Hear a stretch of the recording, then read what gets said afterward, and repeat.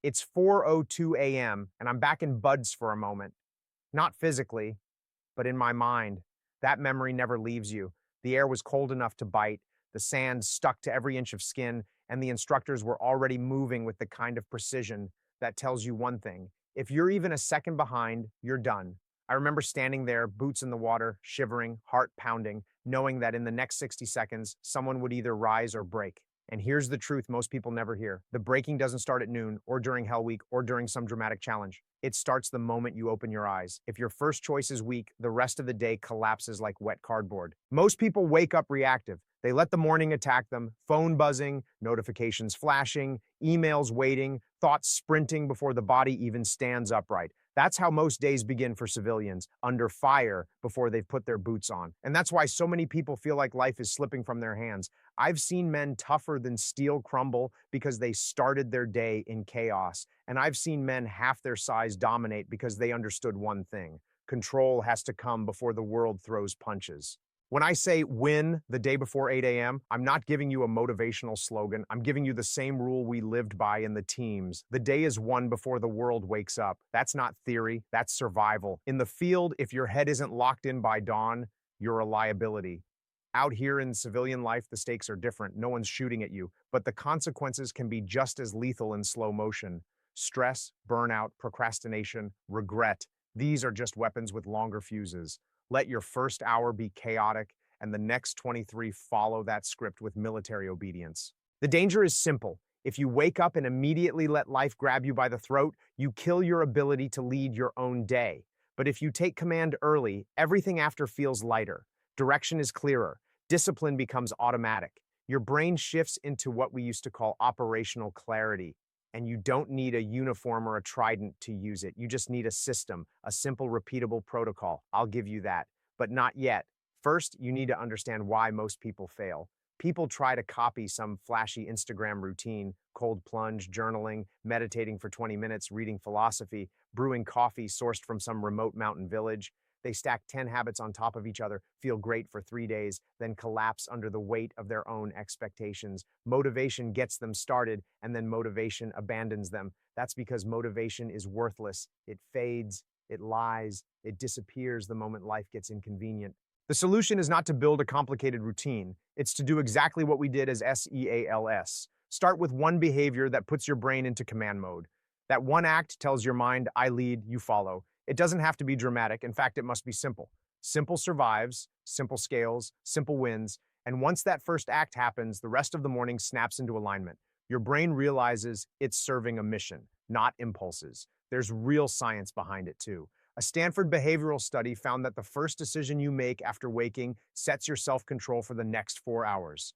4 hours. That's half your morning determined by one single choice. That's why the first 30 seconds matter more than most people want to believe. You think the day starts when you leave the house, but the day started the moment you opened your eyes and decided, knowingly or not, whether you would lead or follow. I learned in Buddhist that fear comes from uncertainty, but confidence comes from command. When you start your morning like a seal, you strip away the noise and force clarity into the room. You don't wait to feel ready. You create readiness. You don't hope for discipline. You build it, and you do it before the world even knows you're awake. That's how you win the day before 8 a.m., and it all starts in those first 30 seconds. The biggest threat to your day doesn't come from something dramatic. It comes from the first 10 seconds after you wake up. Most people don't even realize they're losing the battle before they've taken their first full breath. They open their eyes and immediately get hit with noise, notifications lighting up the screen, messages waiting, the mental checklist already growing like a wildfire, thoughts bouncing around with no structure or direction.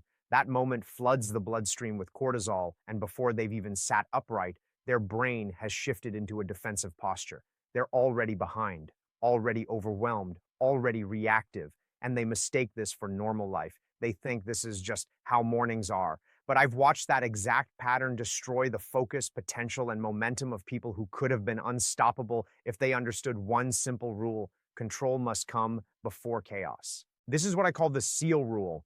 And it's not something I learned from a book or a wellness trend. It's a law of survival. In the teams, if you woke up reactive, you were a liability. Your mind needed to be ahead of the world, not chasing it. but I've noticed something since leaving the military. Civilians wake up like they're under attack, but they never fight back. They simply accept the mental clutter and tell themselves they'll get control later. Later never comes. Later becomes fatigue. Later becomes frustration. Later becomes a wasted day. Hope comes from understanding that your brain isn't broken. It's just being trained the wrong way. The moment you wake up reactive, your mind lays down neural pathways built around stress. Start your day in panic mode, and your brain spends the next 12 hours reinforcing that pattern. But start your day in command mode, and the opposite happens. You build discipline, you build focus, you build clarity. Control before chaos rewires the circuits. You teach your mind to follow you instead of dragging you around like a dog on a leash. That's why you need a pattern interrupt, something that snaps your brain out of reactive mode and forces it into leadership. And that's where the SEAL 3 quiet minutes technique comes in. It's deceptively simple. 3 minutes of controlled silence the moment you wake up, no phone, no talking, no noise, just stillness. A lot of people misunderstand stillness. They think it means waiting for peace to magically appear. That's why meditation fails for them. Meditation isn't about drifting into calm, it's about commanding calm. You take the wheel and force the mind into alignment, not the other way around. Those 3 quiet minutes create a buffer between your instinctual chaos and your intentional action.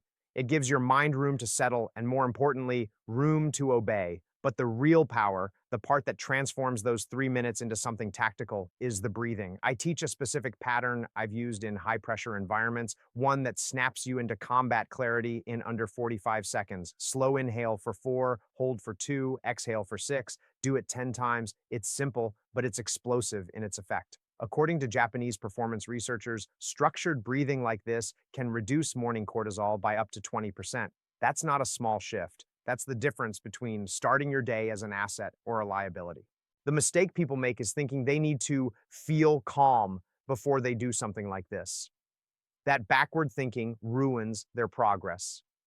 In the teams, we never waited for calm. We created it. You don't wait for your emotions to cooperate. You don't wait for the world to quiet down. You build the quiet inside yourself and then move forward with precision. When I perform the 3 quiet minutes, I'm not just breathing, I'm issuing a command. I lead, my mind follows. And once you establish control in those first moments, the rest of the day bends in your favor. The world doesn't feel as loud, chaos doesn't feel as heavy.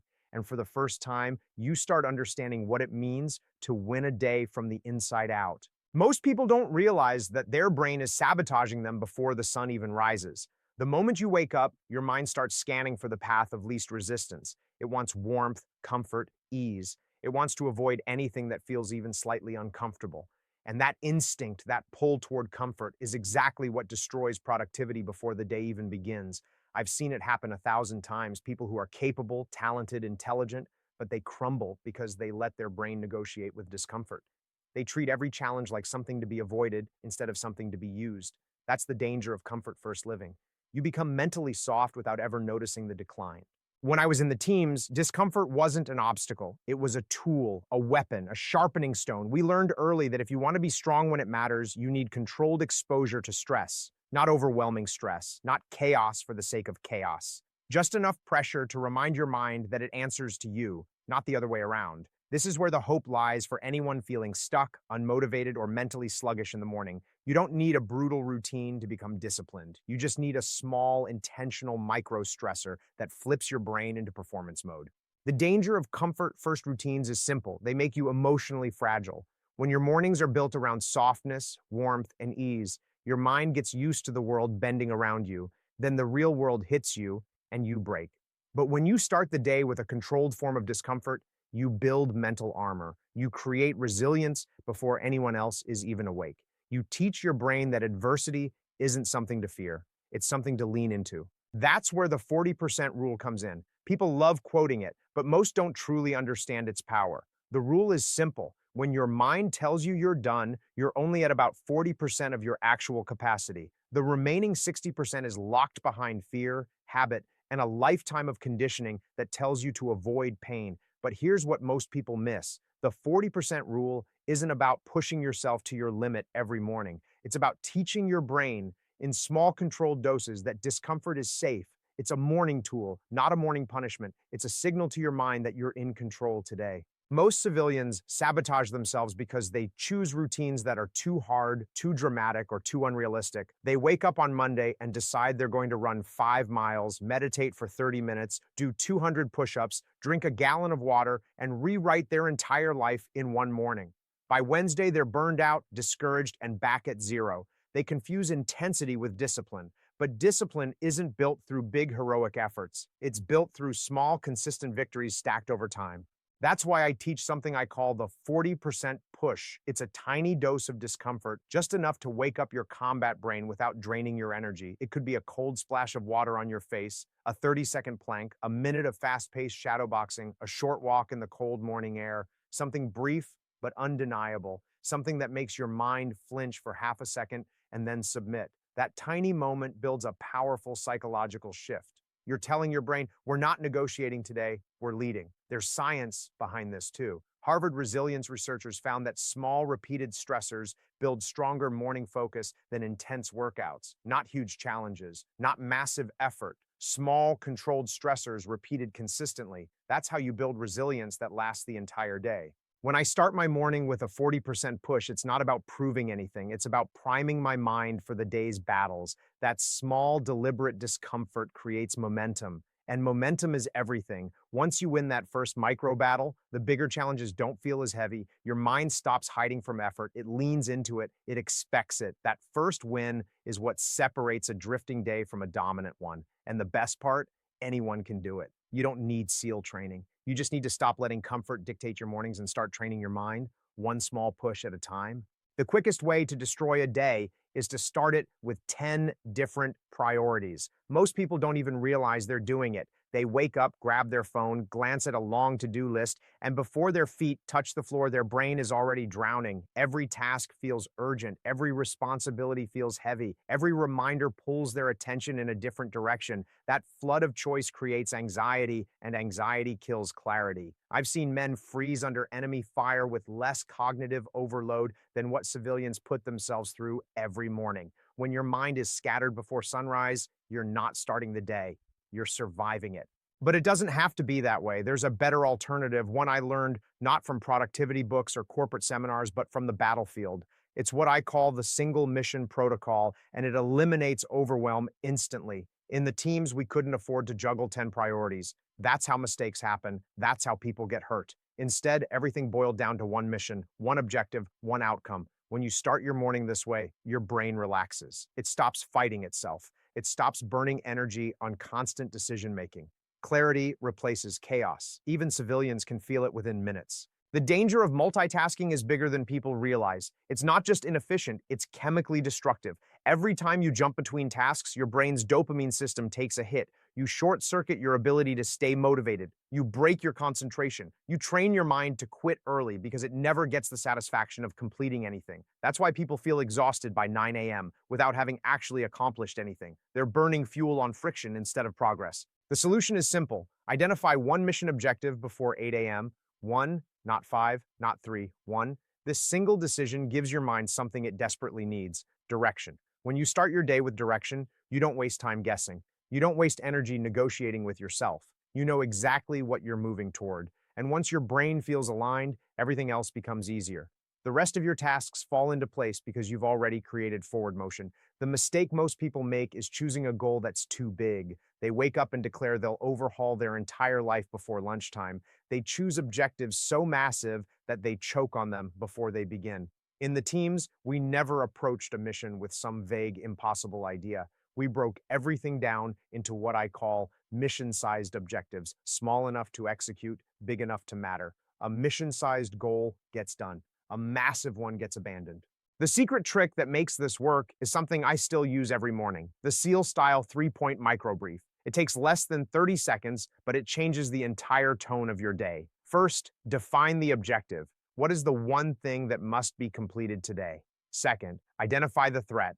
What is the one obstacle most likely to derail it? Third, choose the action. What is the single, non-negotiable step you'll take first? That's it. 3 points. Quick, simple, sharp. This micro brief turns a foggy morning into a tactical operation. It removes uncertainty, and where uncertainty ends, discipline begins. There's science behind this too. MIT productivity experts confirm that single tasking increases task completion by up to 80%. 80%. That's not a small advantage. That's the difference between feeling stuck every morning and moving through your day like you're in command of it. When I wake up and run my microbrief, I'm not trying to be heroic. I'm not trying to conquer the world before breakfast. I'm trying to eliminate noise. And the fewer distractions I allow in, the more power I have to push through what actually matters. One mission, one objective, one outcome. That's how SEALs operate. And that's how civilians can reclaim their mornings, rebuild their confidence, and finally break the cycle of overwhelm. You don't need 10 priorities, you just need one. And when you master that, the rest of your day follows your lead. Most people don't realize that the first 90 minutes of their day decide the next 16 hours, not because of willpower, not because of discipline, but because of momentum. If you don't create forward motion early, your brain defaults to the easiest path available, and that path is always procrastination. Once your mind slips into that pattern, it becomes brutally hard to reverse. I've watched civilians lose entire days before 9:30 a.m. simply because they never built momentum in the first place. And the worst part? They blame themselves, as if something is wrong with their character. Nothing is wrong with them. They just never learned how to weaponize momentum the way we did in the teams. In the military, momentum was survival. A team that moved hesitantly got crushed by uncertainty. A team that gained early traction became unstoppable. That same principle applies to your civilian routine. You don't need perfection. You need motion. Controlled, deliberate, disciplined motion that sets the tone for everything that follows. That's where hope enters the picture. When you understand that momentum is something you can build on purpose, your mornings stop feeling like a battle and start feeling like a launch pad. SEAL momentum stacking keeps you unstoppable for the next 16 hours, not because it's intense, but because it's structured. The danger comes when people rely on motivation. Motivation is emotional weather, changing, unpredictable, impossible to control. If you depend on it, you will always be inconsistent. You'll have great days, terrible days, and no idea why the difference exists. Momentum removes that unpredictability. It gives you something motivation never will: repeatable control. The moment you remove the need to feel ready, your productivity stops being a gamble and becomes something you can count on. The solution is surprisingly simple: 3 wins, just 3.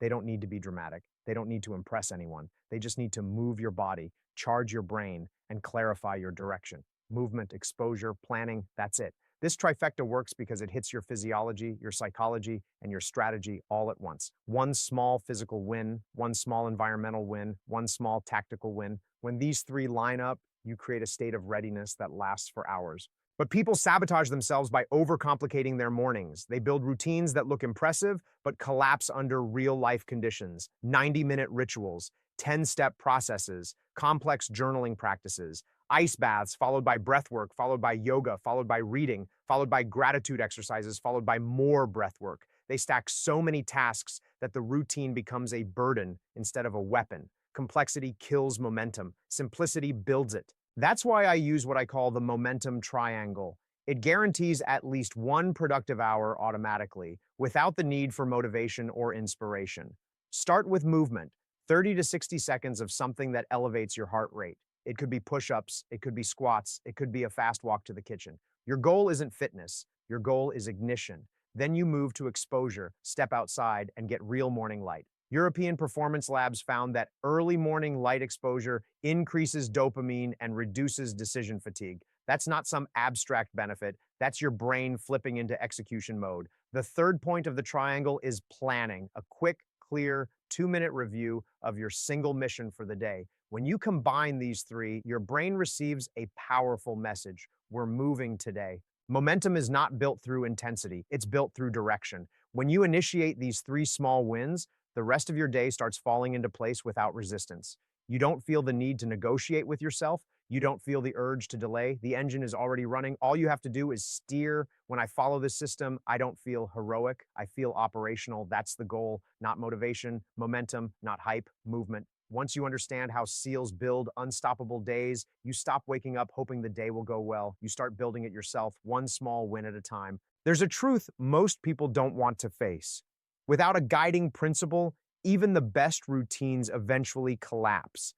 It doesn't matter how strong your willpower is or how good your intentions are. If your morning depends on how you feel, sooner or later, you're going to fall apart. I've watched people build perfect routines, follow them with excitement for a week, maybe two, and then abandon everything the moment life gets messy. Not because they're weak, not because they lack discipline, but because feelings are unreliable allies. If your morning is built on emotion instead of structure, you will lose the battle before it even begins. That's why fear creeps in during those quiet, early hours. Fear that today will look just like yesterday. Fear that progress is slipping. Fear that you're stuck in a cycle you can't escape. But here's where hope comes in. And it's not the shallow, you got this kind of hope people like to throw around on social media. This is the kind of hope that comes from a system, something you can rely on even when your emotions betray you. My non negotiable rule is simple: win the first hour, and the rest of the day follows. When you control the opening move, you control the tempo, you control the pace, you control the direction.